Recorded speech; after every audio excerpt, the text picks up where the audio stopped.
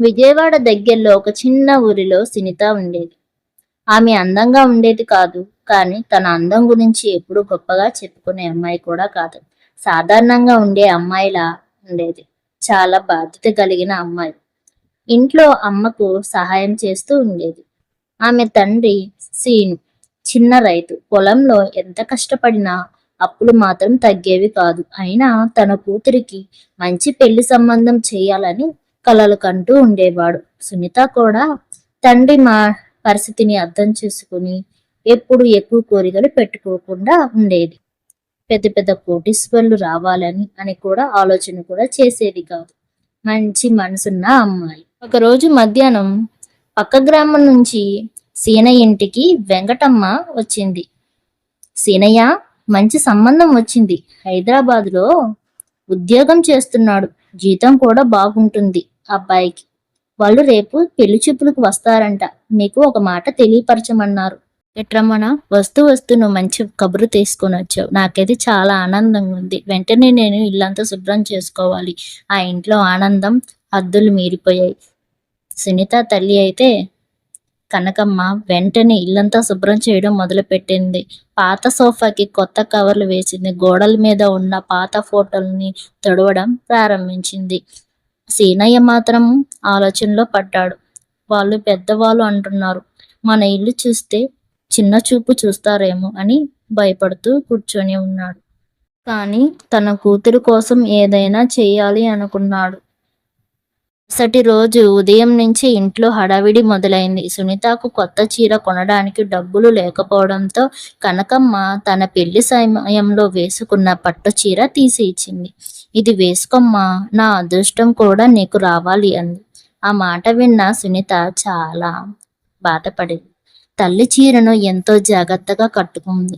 అద్దం ముందు నిలబడి చూసుకుంటూ చిన్నగా నవ్వుకుంది. కానీ ఆమె మనసులో మాత్రం టెన్షన్. వాళ్ళకు నేను నచ్చకపోతే ఎలా అని ఆలోచిస్తూ ఉంది. మధ్యాహ్నం 3 గంటలు ఒక పెద్ద కారు ఇంటి ముందు ఆగింది. ఊరి వాళ్ళు అందరూ బయటకు వచ్చి చూస్తున్నారు. కారులో నుంచి అబ్బాయి తండ్రి సురేష్, తల్లి పద్మ, అబ్బాయి పేరు కార్తిక్ ముగ్గురు కారులో దిగారు. వాళ్ళ డ్రెస్సింగ్ చూసినా, మాట్లాడే తీరును చూసినా గొప్పగా కనిపించారు. సీనయ్య వినయంగా వాళ్ళను లోపలికి పిలిచాడు. ఇల్లు చిన్నదే, మనసు మాత్రం పెద్దది అని నవ్వుతూ చెప్పాడు సీనయ్య. కానీ పద్మ మాత్రం ఇంటిని కింద నుంచి పైకి చూసింది.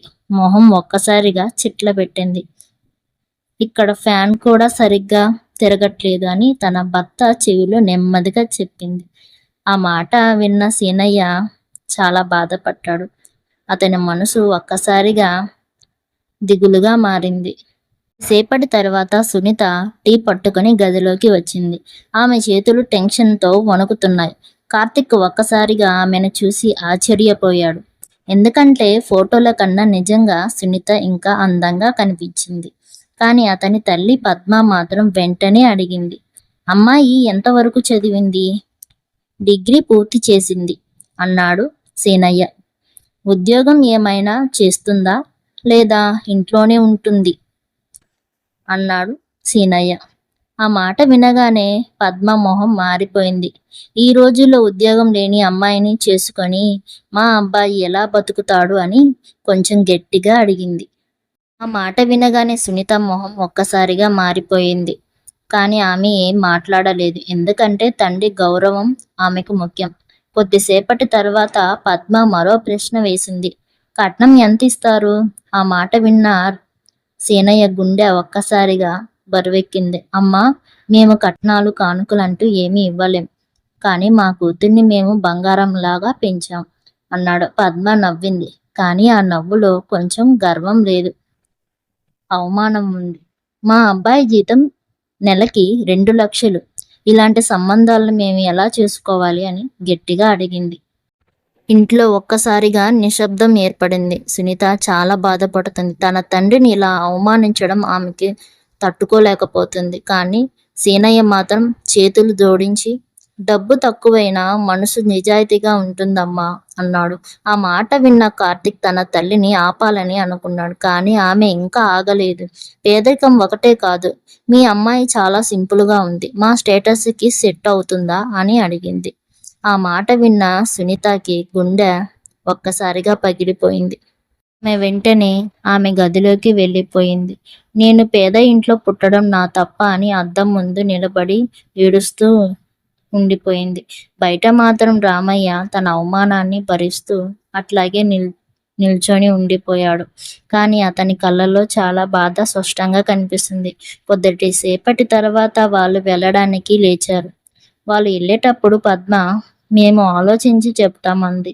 కానీ ఆ మాటల్లో తిరస్కారంగా స్పష్టంగా కనిపిస్తుంది. కారు వెళ్ళిపోయిన తర్వాత ఇంట్లో ఒక్కసారిగా నిశ్శబ్దం. కనకమ్మ మూలన కూర్చొని ఏడుస్తూ ఉంది. సీనయ్య బయట ఆకాశం వైపు చూస్తూ నిలబడి ఉన్నాడు. సునీత మాత్రం నెమ్మదిగా బయటకు వచ్చి తండ్రి దగ్గరకు వెళ్ళింది. నాన్న, నా వల్ల మీకు అవమానం జరిగింది. నాకు చాలా బాధగా ఉంది నాన్న అని ఏడుస్తూ చెప్పింది. అప్పుడు సీనయ్య తన కూతురి తలపై చేయి వేసి, పిచ్చిదానా, అవమానం మనకు కాదు, మనిషి విలువ డబ్బుతో కోలిచ్చే వాళ్ళకే అవమానం. నువ్వు నా కూతురివి అని గర్వపడుతున్నాను అన్నాడు. ఆ మాట విన్న సునీత కొంచెం ధైర్యం వచ్చింది. అదే సమయంలో ఆమె మనసులో ఒక నిర్ణయం కూడా పుట్టింది. ఇంక నుంచి మనకు అవమానం జరగకూడదు నానా. రాత్రి ఆమెకి నిద్ర పట్టలేదు. పద్మ చెప్పిన ప్రతి మాట ఆమె చెవిలో మళ్ళీ మళ్ళీ వినిపిస్తూనే ఉంది. ఉద్యోగం లేదు, స్టేటస్ లేదు. ఆ అవమానం ఆమెను లోపల నుంచి చాలా బాధ పెట్టేసింది. చివరకు అర్ధరాత్రి ఒక నిర్ణయం తీసుకుంది. నేను కూడా ఉద్యోగం చేస్తాను, నా తండ్రిని గర్వపడేలా చేస్తాను అనుకుంది. తీసుకున్న నిర్ణయం సునీత జీవితాన్ని పూర్తిగా మార్చేసింది. తెల్లవారక ముందే ఆమె లేచి బయట చూస్తే చీకటి.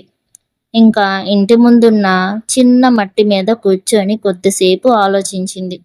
పద్మ చెప్పిన ప్రతి మాట ఇంకా గుండెల్లోనే మంటలా ఉంది. ఉద్యోగం లేదు, స్టేటస్ లేదు. ఆ మాటలు ఆమెను ఏడ్పించలేదు. ఇప్పుడు గెలవాలనే కోపం ఎక్కువైంది. ఉదయం తల్లి లక్ష్మమ్మ లేచి బయటకు వచ్చేసరికి సునీత చేతిలో పుస్తకాలు కనిపించాయి. ఏంటమ్మా ఇంత పొద్దున్నే అని అడిగింది. సునీత నెమ్మదిగా నవ్వింది. అమ్మా, ఇంక నుంచి నేను మారాలి. మన నాన్న తల ఎత్తుకొని తిరిగే రోజు తీసుకురావాలి అంది. ఆ మాట విన్న కనకమ్మ ఆనందము, బాధ రెండూ ఒక్కసారిగా వచ్చాయి. నీకు ఏది మంచిదో అదే చెయ్యమ్మా అని తల నిమిరి పక్కకు వెళ్ళింది. బస్సులో చాలా మంది ఆమెను చూసి మాట్లాడుకునేవారు. పెళ్లి కాకుండా ఉద్యోగం కోసం తిరుగుతుంది అని కొందరు ఎగతాళి చేసేవారు. కానీ సునీత ఒక్క మాట కూడా అనేది కాదు. ఎందుకంటే ఆమెకు ఇప్పుడు ఒక లక్ష్యం, తన విలువ తెలుసుకోవాలి అని. కొన్ని నెలలు గడిచాయి. సునీత కంప్యూటర్ కోర్సులో చాలా బాగా నేర్చుకుంది. ఇంగ్లీష్ మాట్లాడగలుగుతుంది. ప్రాక్టీస్ చేసింది. మొదట్లో భయపడేది. ఒక వాక్యం చెప్పడానికి చేతులు వణికేవి. కానీ మెల్లగా ధైర్యం వచ్చింది. ఒకరోజు హైదరాబాద్లో చిన్న కంపెనీలో ఇంటర్వ్యూ అవకాశం వచ్చింది. ఆ వార్త విన్న సీనయ్య కళ్ళలో ఆనందం. నువ్వు తప్పకుండా గెలుస్తావమ్మా అన్నాడు. ఇంటర్వ్యూకి వెళ్ళి రోజు సునీత చాలా టెన్షన్గా ఉంది. పాత చుడిదార్ వేసుకొని ఫైల్ చేతిలో పట్టుకుని బస్సు ఎక్కింది. హైదరాబాద్ నగరంలో ఆమెకు కొత్త ప్రపంచంలా అనిపించింది. పెద్ద పెద్ద బిల్డింగ్స్, వేగంగా వెళ్ళే కార్లు, ఎవరికి ఎవరో పట్టినట్లు జనాలు. కానీ ఆమె గుండెల్లో ఒకటే కంపెనీలో ఇంటర్వ్యూ మొదలైంది. మొదట ఆమె భయపడింది. కానీ తన కష్టం గుర్తొచ్చింది. ధైర్యంగా సమాధానాలు చెప్పింది. అక్కడ ఉన్న మేనేజర్లు ఆమె నిజాయితీని చూసి ఆశ్చర్యపోయారు. మీరు అనుభవం లేదు, కానీ నేర్చుకోవాలని తపన చాలా ఉంది అన్నారు. 2 రోజుల తర్వాత కాల్ వచ్చింది. మీకు జాబ్ వచ్చింది అని చెప్పారు. ఆ వార్త విన్న వెంటనే సునీత ఆనందంతో ఏడ్చింది. వెంటనే తండ్రికి ఫోన్ చేసింది. సీనయ్య ఆ మాట విన్నాక ఫోన్ దగ్గరే మౌనంగా నిలబడ్డాడు. ఎందుకంటే అతనిది కూతురు ఉద్యోగం వచ్చిన ఆనందం మాత్రమే కాదు, తన కూతురి అవమానాన్ని గెలిచిన రోజు అని ఆలోచిస్తూ ఉన్నాడు. కాలం మెల్లగా మారింది. ఒకప్పుడు సునీతను చిన్న చూపు చూసిన వాళ్ళు ఇప్పుడు ఆమె గురించి గొప్పగా మాట్లాడడం మొదలుపెట్టారు. సీనయ్య కూతురు హైదరాబాద్లో ఉద్యోగం చేస్తుందా అంటూ ఊరంతా చెప్పుకుంటున్నారు. కనకమ్మ గర్వంగా నవ్వింది. కానీ సునీత మాత్రం ఇంకా సాధారణంగానే ఉండేది. ఎందుకంటే ఆమెకి తెలుసు డబ్బు వచ్చినా మనసు మారకూడదు అని. ఒకరోజు ఆఫీస్లో పెద్ద మీటింగ్ జరిగింది. కొత్త ప్రాజెక్ట్ కోసం మరో కంపెనీ వాళ్ళు వచ్చారు.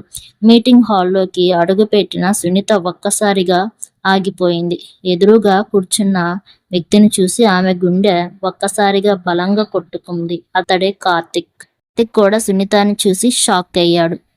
నచ్చినట్లయితే వెంటనే లైక్ చేసి సబ్స్క్రైబ్ చేసుకోండి. ప్లీజ్ సపోర్ట్ చేయండి.